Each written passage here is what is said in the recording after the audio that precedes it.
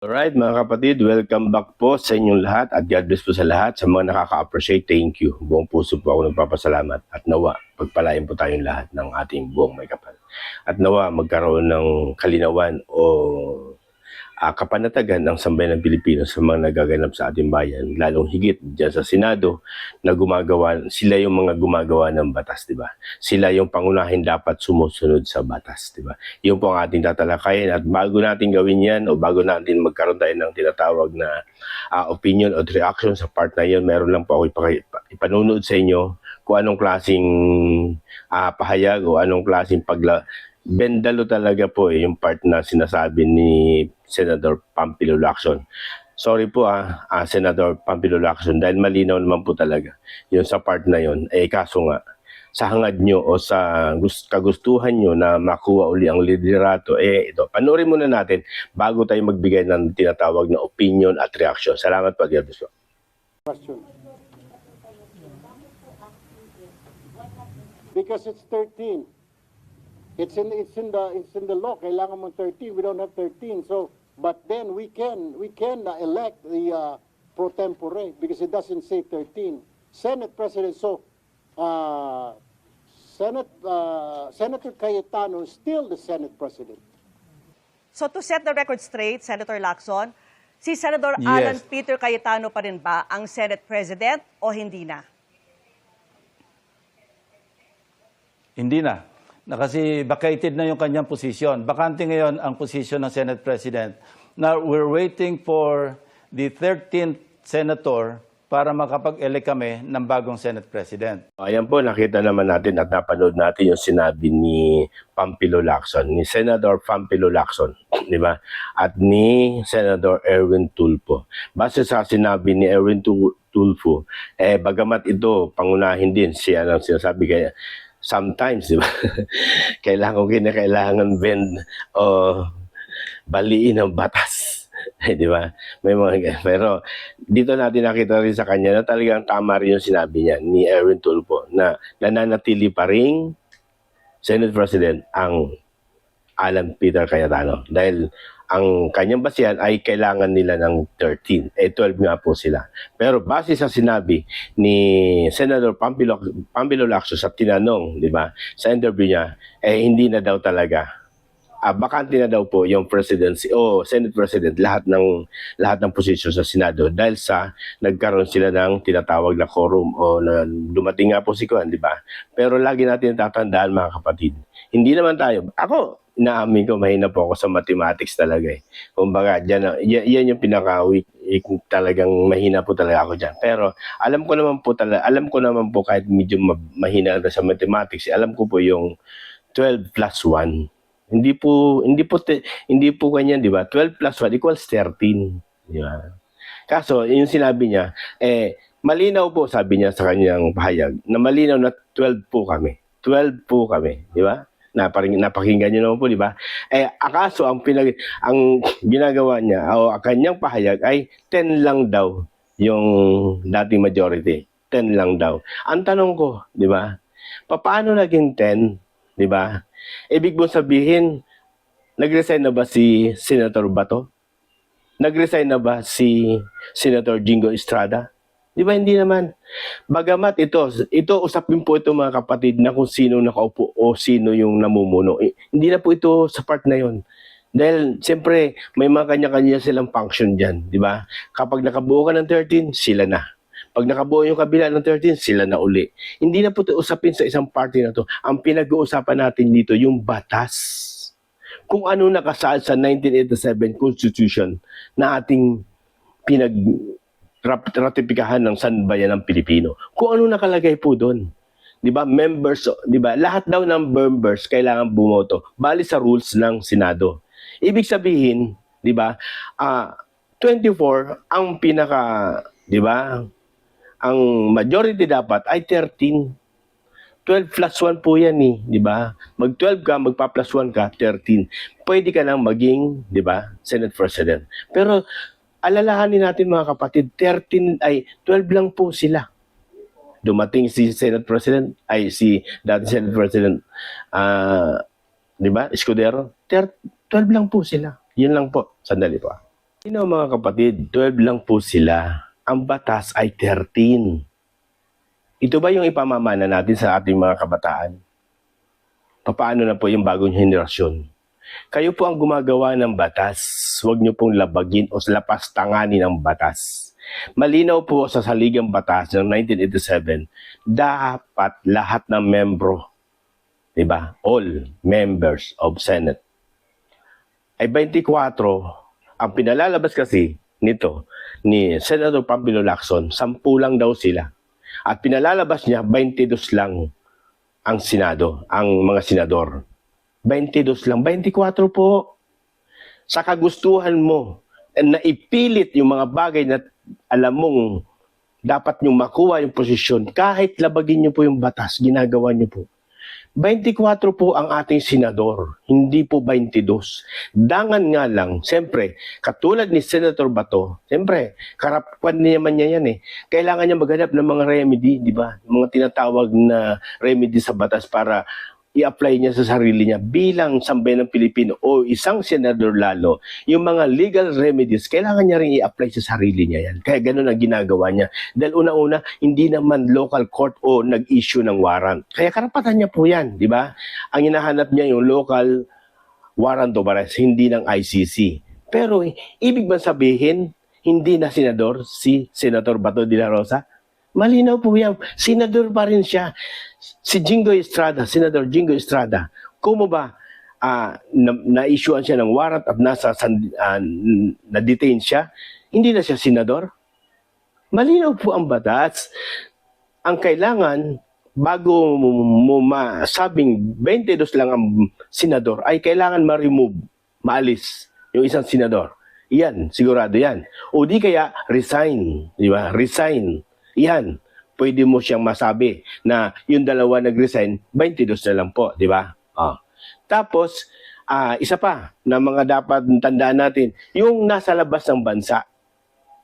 Hindi, nandito yung dalawa. Nandito sa ating bansa yung dalawa, Senator Jingoy Estrada at sa Senator Bato de la Rosa. Base sa sinabi niya na hindi daw siya lalabas ng bansa. Yung mga bagay na mga legal remedies, karapatan natin bilang mamayan. Karapatan din nila bilang sila, lalong higit senador sila. I-apply nila sa sarili nila yon yung mga legal remedies po. Bakit?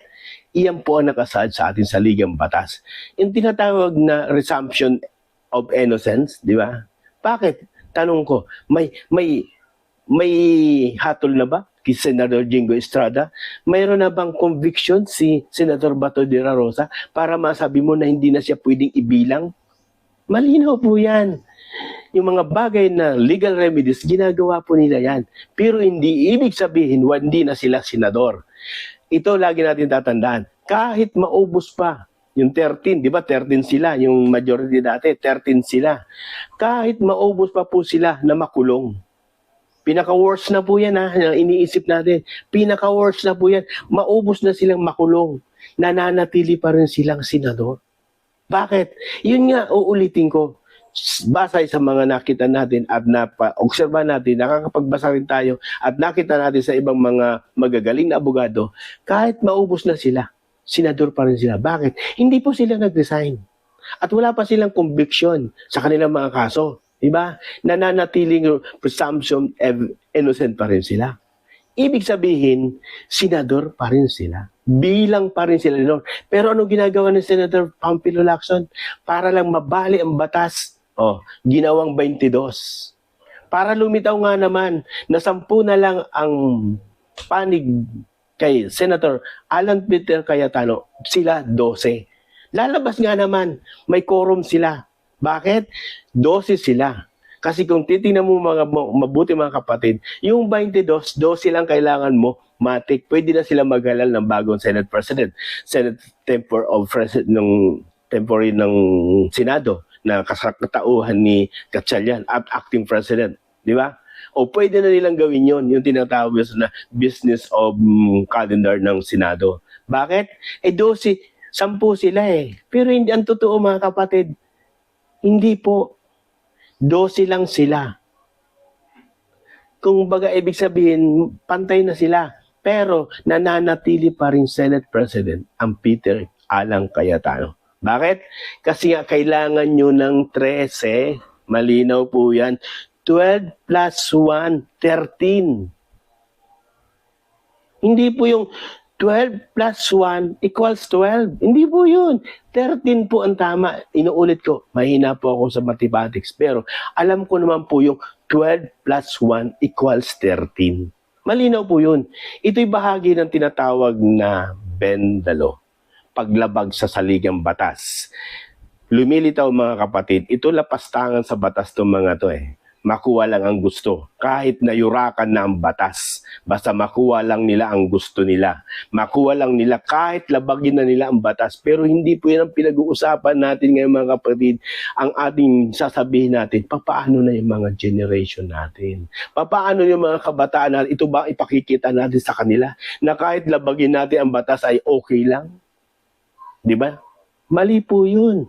Kaya nga inuulit ko mga kapatid, kahit maubos na yung 13 na makulong, mananatili pa rin silang senador. Dahil sila po'y senador, hinalal ng bayan. Maliban lang doon nga sa sinasabi ko po na removal, resign, at saka nasa labas ng bansa.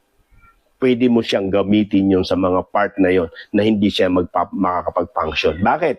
Nasa labas siya ng bansa. At na-remove na siya, at nag-resign na siya. Doon mo lang sasabihin yung tinatawag na 10, 12. Hindi. Nandito sila, Jingo Estrada, si Bato, bagamat alam natin nagtatago yan, pero hindi po sila nag-resign. Hindi po sila natanggal bilang senador. Sino ka para sabihin mo yan? Sino ka po, Senator Pampilo Lacson? Iginagalang ka namin po. Sino ka para lapastanganin ang ating saligang batas, 1987 Constitution? Naging hepe ka ng sandataan ng pulisya. Ilang ulit ka nang naging senador. Diyan ka na tinubuan na kung ano-anong klaseng mga tubo, ano-anong inubang ka na dyan. Diyan ka na tinubuan ng mga, di ba? Kung ano-anong klaseng tinubuan na kuhan. Pero hindi mo pa rin iginagalang ang batas ng ating Pilipinas. Bakit? Sa kagustuhan mo lang na makuha nyo ang liderato ng Senado, kahit labagin nyo po ang batas, basta makuha nyo lang. Huwag nyo pong gawing parang pinanganak lang ang sambayan ng Pilipino. Diba? Matatalino na po ang sambayan ng Pilipino. Alam nila ang 12 plus 1 equals 13. Huwag mo po ninyong linlangin ang sambayan ng Pilipino. Huwag niyong ilutang yung mga naratibo niyo na 22 lang ang senador. Mananatili pong senador sa Senator Bato de la Rosa at Senator Jingo Estrada. Bakit? Yun nga po, hindi sila nag-resign. Hindi po ito usapin kung sino ang tama o sino ba man ang kuhan. Kumbaga, kung sino ang nakaupo, yun nga, hindi po sa tama. Kung sino nakaupo at saka sino ang namumuno. Ang pinag-uusapan natin dito, yung demokrasya natin. Ang pinag-uusapan natin, yung saligang batas natin. Igalang nyo po. Huwag nyo pong lapastanganin ang saligang batas. Dahil unang-una kayo po ang gumagawa ng batas. Dapat kayo po ang pangunahin sumusunod sa batas. Yun po ang aming hiling. Sana maging maayos po ang yung... Huwag nyo pong ilutang yung naratibo nyo po na 22. 12 kayo, 10 sila. Naratibo nyo po yan. Gusto nyo isaksak sa sambayan ng Pilipino na ganun. Pero ang totoo, 24 po ang ating senador. 24 po ang ating senador. At 12 lang po kayo. At hindi po kayo pwedeng mag-business kung sa Senado na para talakayin o magbutuhan ng mga tinatawag sa Senate President. Hindi po pwede po yun. Bakit? 12 lang po kayo. Ang nakalagay sa batas ay 13. Huwag niyo pong labagin. Huwag niyo pong salaulain. Huwag niyo pong lapastanganin ang batas. Senador, Justice Escudero, abogado ka po diba? Abogado ka. Alam mo ang tama. Yan ba ang gusto mo? Yung nilalabag ang batas na mga sinamahan mo? Yan ba ang gusto mo? Na iminumulat sa sambayan ng Pilipino na 22 lang ang senador, na ang totoo ay 24, na ang dating majority ay 10 lang, ang ngayong bago ngayon 12, kaya pwede na. Wag pong ganun. hindi po kami ipinanganak ng kailan lang. Marapat lamang na pag-aralan nyo po yan. Marapat lang po magising po kayo sa katotohanan. Nilalabag nyo na po ang ating saligang batas. Sorry po. Sorry sa mga ganong sitwasyon. Pero nakakadismaya po. Bakit? Matatanda na po kayo sa Senado. Pero kayo ang gumagawa ng batas. Pero kayo ang pangunahin lumalabag sa batas. Huwag niyo pong ipamulat sa sambayan ng Pilipino, lalong higit sa mga kabataan, ang maling mga gawain. Huwag niyo pong ipamulat sa sambayan ng Pilipino na kahit labagin ang batas ay okay lang. Huwag po yun. Dahil unang-una, ano magiging kahihinatnan ng ating bayan? Ano ang kinahinatnan ng ating mga kabataan na kung kayo lumalabag sa batas, ano makikita ng mga kabataan ngayon? Okay lang daw yun? Tama ba yun? Diba? Mali. Bakit? Maling-mali. Na yung batas natin, ganito lang mga kapatid yan eh. Ang bahay natin, for example lang po ang bahay natin, minsan may bakod po yan. Diba? Nalagyan natin ng bakod yan para kung ano man ang mangyari, may pumasok. Diba? Kapag may pumasok dyan na hindi alam ng may-ari ng bahay, labag sa batas po yun. Iyon po'y trespassing po. Nasa loob ka ng bahay mo. For example, ikaw nasa loob ka ng bahay mo, pamamahay mo. Tapos, may pumasok sa loob ng bahay mo na hindi dumaan sa tamang pinto at hindi mo alam, labag sa batas po yan. Ganun po yun. Kaya ang pinakabuod nun mga kapatid, yung bahay mo, yan yung pinakabatas mo.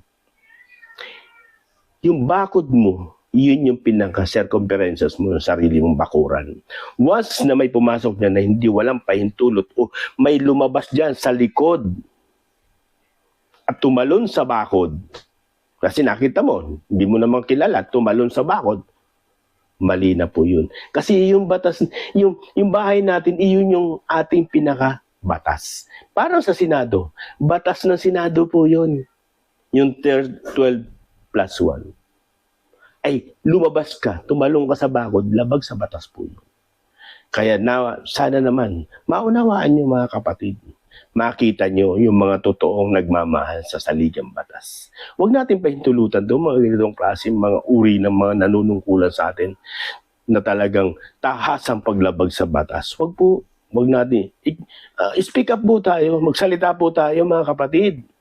Ipakita natin yung disgusto natin sa kanila. Na yung ginagawa nyo po'y mali. Huwag po tayong matakot sa part na yon dahil unang-unang karapatan natin bilang mamamayan na ipadama sa kanila na yung ginagawa nyo mali. Huwag tayong matakot. Speak up po tayo. Hindi naman kailangan takutan, di ba? Kailangan nakabase lang tayo sa tama. Nakabase tayo kung ano ang batas. Yun lang po mga kapatid, na makita natin yung tama. Makita natin. Kaya sabi nga natin, di ba? Sabi ni Senador Dante Marcoleta, walang kukurap. Di ba? Walang kukurap. Ang usapan dito mga kapatid ito, kung may pagkakasala si Bato, walang problema yan. Labanan niya yan. Kung may pagkakasala si Senador Jing Estrada, labanan niya yan. Hindi tayo pwedeng humadlang sa kanilang mga nagawang kasalanan. Pero yung labagin mo ang batas at hindi mo ibilang ang dalawang ito ay labag sa batas. Yun ang aming inilalaban po dito. Hindi kung sino pa man, kala Jinggoy, kala Bato, hindi po. Kung nagkamali sila, karapatan natin na para husgahan sila o litisin sila. Pero lagi nating tatandaan, dapat nakatama tayo sa ating salalayan o sa ating saligang batas.